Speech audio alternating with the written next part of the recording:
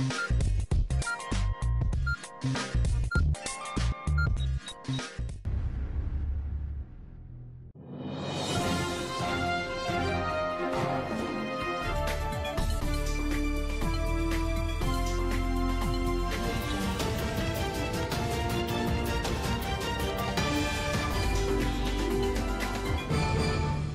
अर्ज़ है। एडीएन उर्दू खबरनामे में आपका खैर मकदम है। मैं हूं सिद्दीकी मोहम्मद अजहर। खबरों के सिलसिले को शुरू करने से पहले आइए डालते हैं आज की चंद अहम खबरों पर एक नजर। मुंबई की रायदही कम होने में बड़ी साजिश, मर्जी का इलेक्शन कमिश्नर लाने के लिए किया गया श्रीकांत देशपांडे का तबादला। हिज़्ब मुखालिफ पार्टी रहनुमा बदास दानवे का इल्जाम। पानी की किल्लत का मुकाबला करने के लिए जिला इंतजामिया तैयार, मनसूबाबंदी के ज़िम्न में कलेक्टर दिलीप स्वामी ने दी मालूमात। अब खबरें तफसील से। 5वें मरहले में ली गई रायदही का मुंबई रायदही का फीसद कम रहा, इसका इलेक्शन कमीशन जिम्मेदार है। Chief election commissioner Shrikant Deshpande का तबादला करने की हुकूमत ने साजिश रची है, ऐसा इल्जाम हिज़्ब मुखालिफ पार्टी रहनुमा बदास दानवे ने आयद किया है।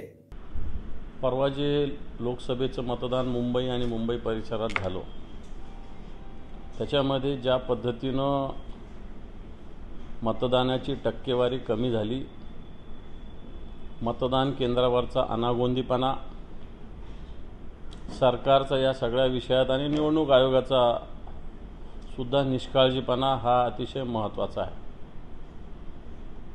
टेम्परेचर 40 असताना ज्या पद्धतीनं वेगवेगळ्या सोयी सवलती, मग पिण्याच्या पाण्याचा असेल, मंडप असेल, त्याच्यानंतर मोबाईल आतमध्ये घेऊन जाण्याचा मुद्दा असेल, हे सगळे विषय असेल तर सरकारचं कमालीचं दुर्लक्ष या विषयाकडे झालेलं दिसतं।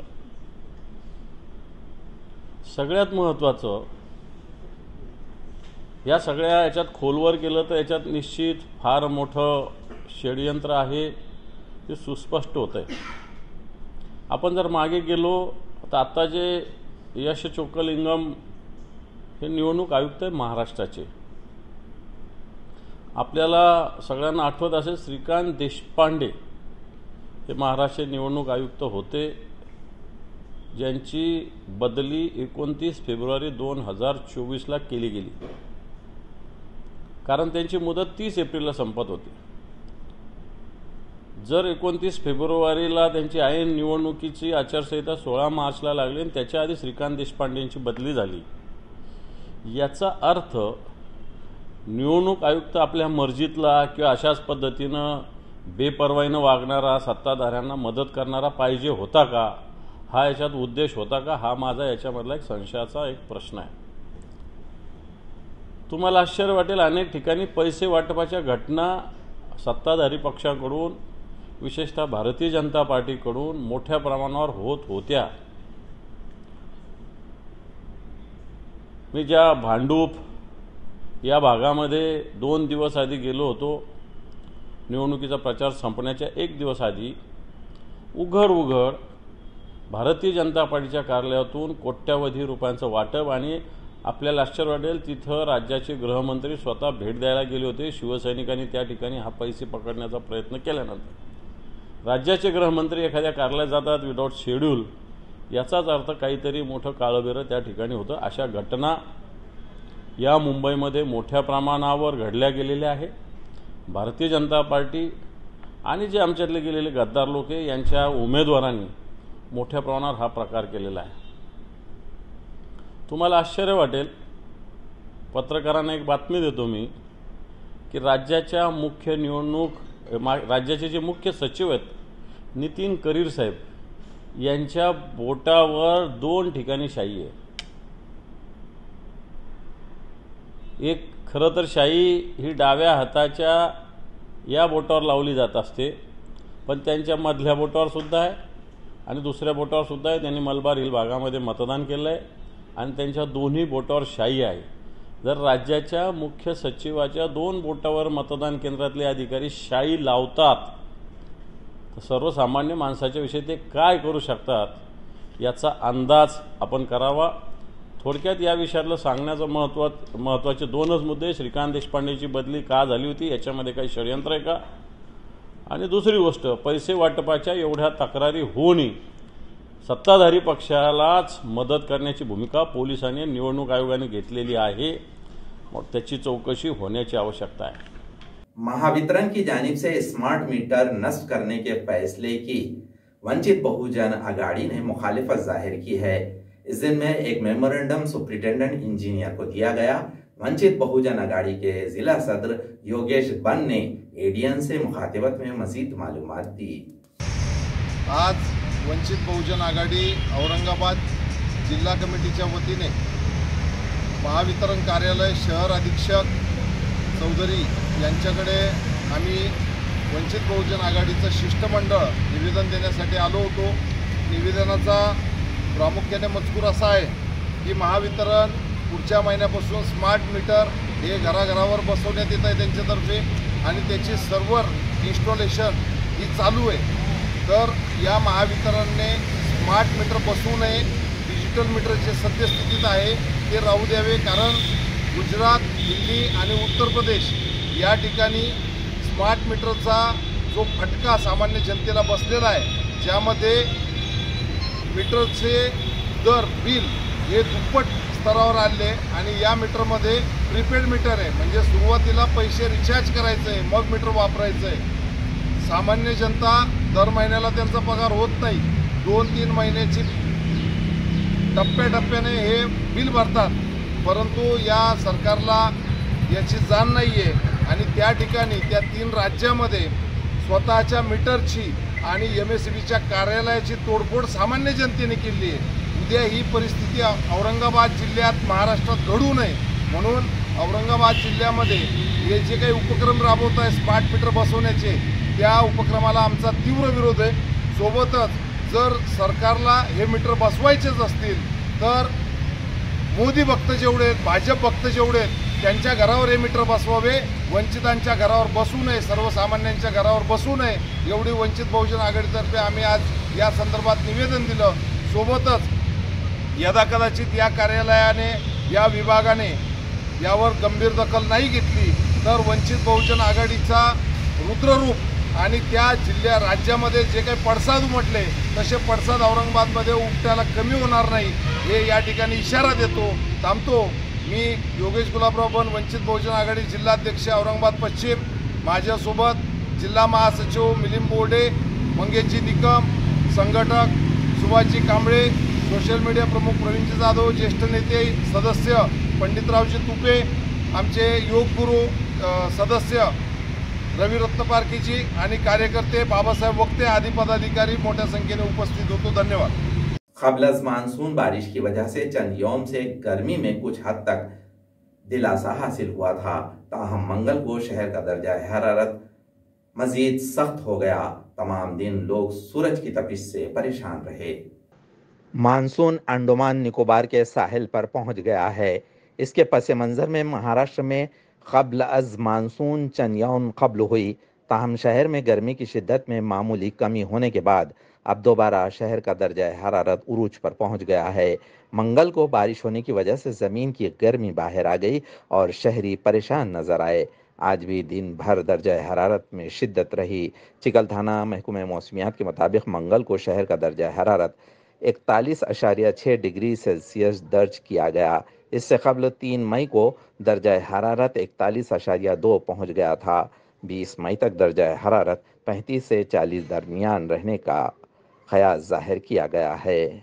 इसी के साथ आज बरोज़ बुध फुलंबरी में मतला अबर आलूद था और तेज हवाओं के साथ फुलंबरी शहर में मूसलाधार बारिश हुई, ताहम शहर में तमाम दिन तपिश उरूज पर रही. गुज़िश्ता 4 यौम से फुलंबरी शहर समेत ताल्लुक़े में दर्जा हरारत में शिद्दत जारी थी और दर्जा हरारत में शिद्दत की वजह से शहरी परेशान थे. कल शहर में बारिश होने की वजह से दर्जा हरारत में मज़ीद इजाफा हो गया और गर्म लू चलने लगी. शब कुछ देर के लिए बिजली भी मुनक़ते हो गई. इसकी वजह से शहरियों को दिक्कतों का मुकाबला करना पड़ा. आज भी गर्म लहरों का सिलसिला जारी था. नाजरीन, अब वक्त हो चला है एक मुख्तसर से वक्फे का. वक्फे के बाद जल्द हाजिर होते हैं। देखते रहिए ADN उर्दू न्यूज।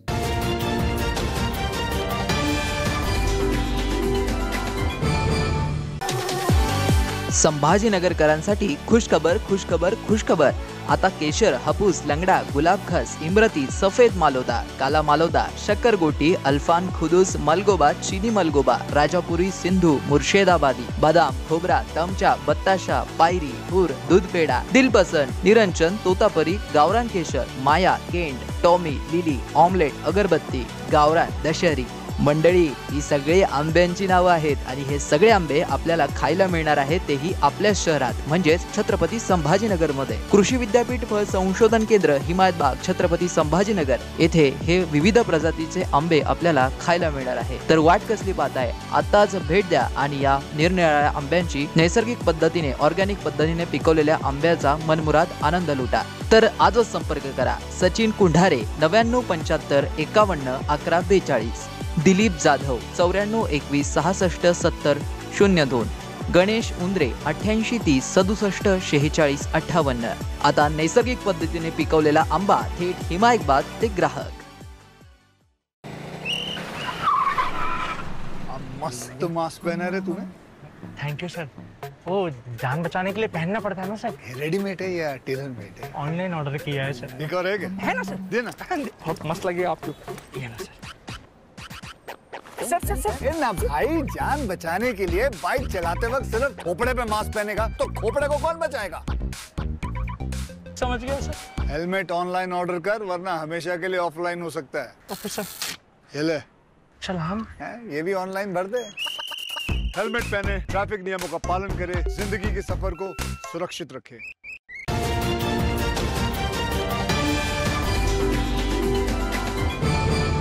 वक्फे के बाद आपका दोबारा इस्तकबाल है। तमाम जिला में जिला इंतजामिया की जानिब से पानी की किल्लत के हालात का मुकाबला करने के लिए मंसूबा तैयार किया गया है। इस दिन में जिला कलेक्टर दिलीप स्वामी ने सहाफती कॉन्फ्रेंस में मजीद मालूमात दी।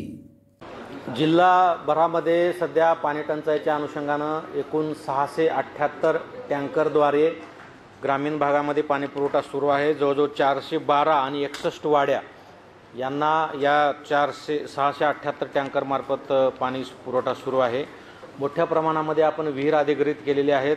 जवळजवळ 285 गावासाठी 346 विहिरीचं अधिग्रहण केलेलं आहे आणि या विहीर अधिग्रहणामार्फतून सुद्धा मोठ्या प्रमाणामध्ये पाणी पुरवठा ग्रामीण भागातील नागरिकांना केला जातोय।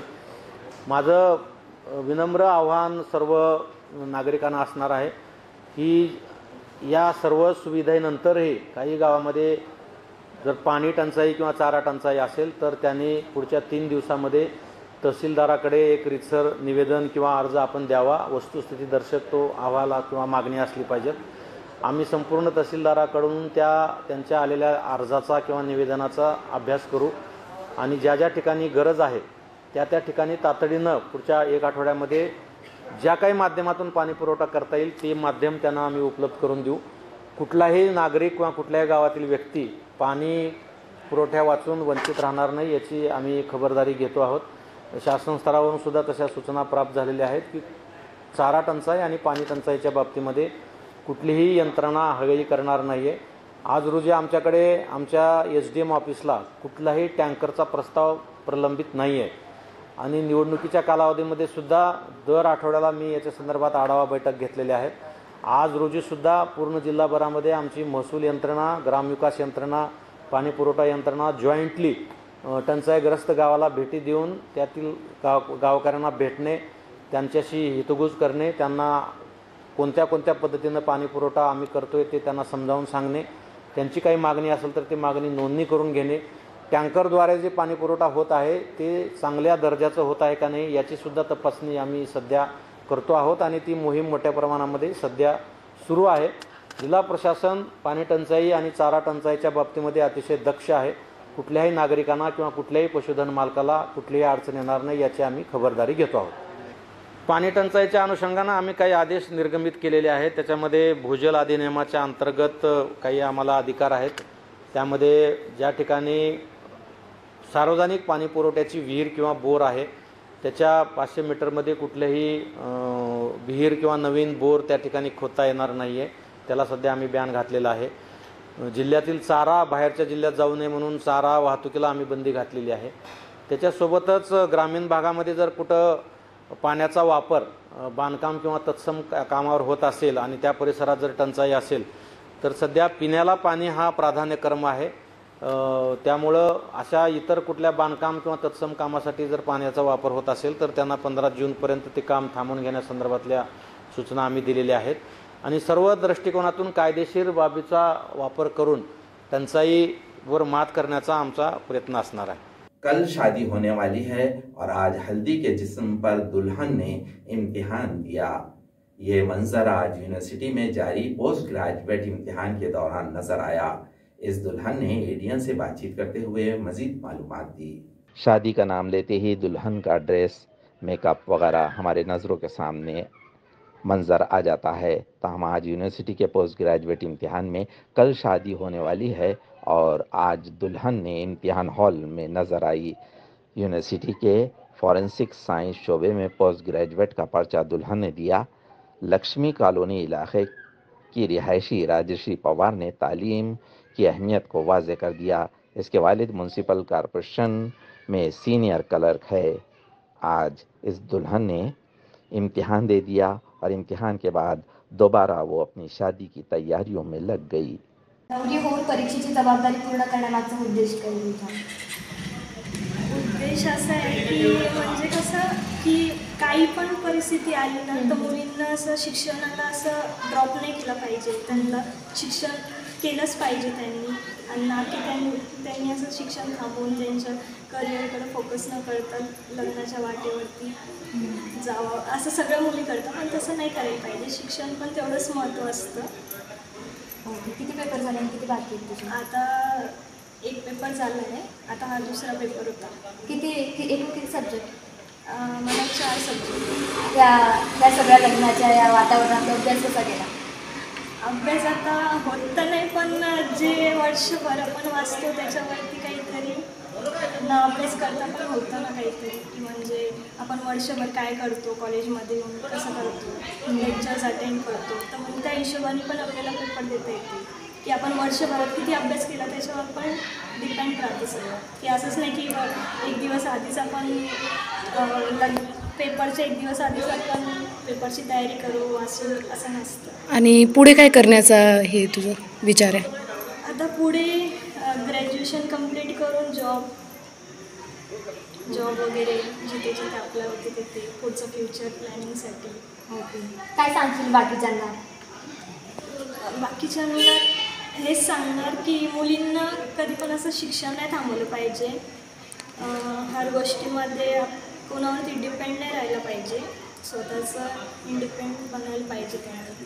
शहर में धम्म रत्न सुबह का प्रोग्राम मुख्तलिफ मुकामात पर मुनक़िद किया गया है। इस प्रोग्राम के ज़िम्न में मुख्तलिफ मुंतज़िमीन ने मालूमात दी। महामानव तथागत भगवान गौतम बुद्ध, परमपूज्य बोधिसत्व डॉक्टर बाबासाहेब आंबेडकर आणि सर्वच परिवर्तनवादी विचारांना प्रथमतः विनम्र अभिवादन. धम्मरत्न मित्र मंडळ छत्रपती संभाजीनगर यांच्या वतीने बुद्ध पहाट या कार्यक्रमाचं आयोजन करण्यात आलेलं आहे. या कार्यक्रमासाठी लॉर्ड बुद्धा TV चॅनलचे सुप्रसिद्ध गायक कुणाल प्रभाकर वराळे निर्मित युगपुरुष बुद्ध भीमगीताचा प्रबोधनात्मक कार्यक्रम TV सेंटर राजमुद्रा चौक या ठिकाणी आयोजित करण्यात आलेला आहे.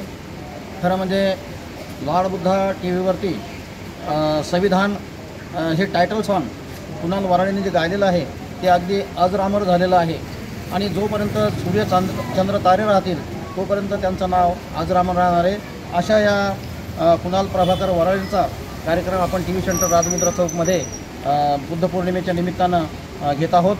या कार्यक्रमासाठी सर्वांनी उपस्थित राहावं अशी मी धम्मरत्न मित्रमंडळाचा सचिव एकनाथ पाखरे सर्वांना आवाहन करतो की आपण सर्वांनी या कार्यक्रमासाठी उपस्थित राहावं. बुद्ध पहाट हा कार्यक्रम सकाळी 5 वाजता TV सेंटर राजमुद्रा चौक या ठिकाणी पूज्य बनते करुणानंद थेरो जे की प्रदेश अध्यक्ष अखिल भारतीय भिक्खू संघ या संघाचे ते प्रदेश कोषाध्यक्ष आहेत आणि त्यांच्या शुभवाणीने शुभ हस्ते हा कार्यक्रम सुरू होणार आहे. या मंडळाचे जे सर्व काही पदाधिकारी आहेत, खरं म्हणजे हा कार्यक्रम जो आहे आमच्या मंडळाचे उपाध्यक्ष विनंजी दाभाडे यांनी पुणे शहरामध्ये हा कार्यक्रम बघितला आणि हा कार्यक्रम पाहिल्यानंतर त्यांनासुद्धा एक प्रेरणा मिळाली की आपण या टी व्ही सेंटर चौकामध्ये हा कार्यक्रम का घेऊ नये, आणि म्हणून या कार्यक्रमाची निर्मिती या टी व्ही सेंटर चौकामध्ये गेल्या 7 वर्षापासून सुरू झालेली आहे. या कार्यक्रमाचं हे 7वं वर्ष आहे आणि या कार्यक्रमाला दिवसेंदिवस उत्स्फूर्त असा प्रतिसाद मिळत आहे. उपासक आणि उपासिका सकाळीच 5 वाजेला पांढऱ्या शुभ्र वस्त्रामध्ये येत असतात आणि त्यांचा उत्साह जो आहे तो खरोखरच व्याख्यानासारखा आहे.